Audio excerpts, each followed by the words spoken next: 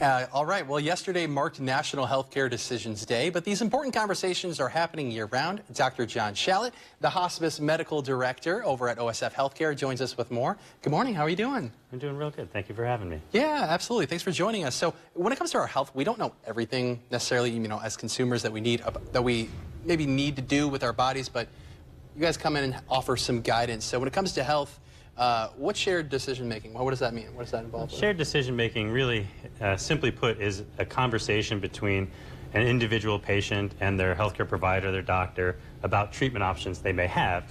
And while that seems like we're giving them a fancy name for something that happens every day, what we're really trying to do is really move things away from where a doctor might make a decision for a patient to a conversation where they could have information and make that transfer of knowledge so that the patient can make the best decision for themselves. Gotcha. So when it comes to those conversations, how do those come about? There's just like an explanation of options available to a patient? Really should come about naturally and organically within the visit with a provider, but a lot of times you have to set aside time if it's a bigger decision, if there's something that's very important, cancer-related treatments, those kind of things. I like to set those aside and make sure that we have all the right people present for that kind of discussion. Yeah. What are some of those people that are present for those? Sure. So, of course, it's, the patient and the provider are the two most important people, but really anybody who could be impacted by the decision or anybody who might have knowledge or information that might help that patient make the decision, the best decision for themselves. So, family members,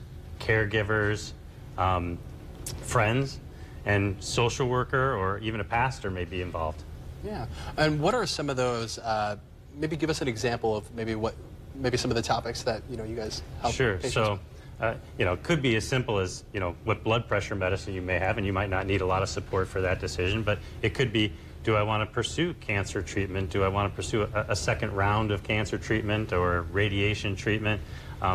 We always think that the doctor's going to just give you the decision, but really it's the patient may have, things that they may want to do or may not want to do, and it's really their choice. So it sounds like it's a comprehensive collaboration between you guys, the patient, and all those involved. What is when it comes to that conversation, I can imagine, put myself in the shoes as a patient here, having, a doctor collaborate with me kind of makes me feel maybe more at ease. How does that, correlate to patients? And really the goal is that the patient can make the best decision for themselves. So the doctor, the provider, and the healthcare, industry should really be working to help that patient with that decision in the best way that they can, make sure that the information they understand, that they are, able to get that information and have the people there that, they want to have with them for that, and give it to them in a way that they understand it. How does health status impact decision making? Sure. So you can imagine that some of the patients who have the most difficult or the biggest decisions, of course, might be the sickest. And they may have pain or shortness of breath or even feel confused or weak, and that can make it hard to make decisions. So it's really important that you schedule that appointment for when you feel the best, so maybe in the morning or maybe in the afternoon, and maybe bring someone along with you to help you be an extra set of ears in that room so that you can, go back and think about that decision and talk about those decisions at home with your family. And if you haven't, set up a healthcare power of attorney so that you can choose who might make those decisions for you if you can't. Awesome. Thank you, Dr. Shallot. Thank you so much for having this conversation with us so patients kind of know what they need to do or the options available to them. So thanks for joining us today. Thank you for having me. Yeah. If you at home want to watch our interview later or want to share it with friends and family, we'll have it on our website for you to watch. That's at 25newsnow.com. We'll be right back in our next half hour.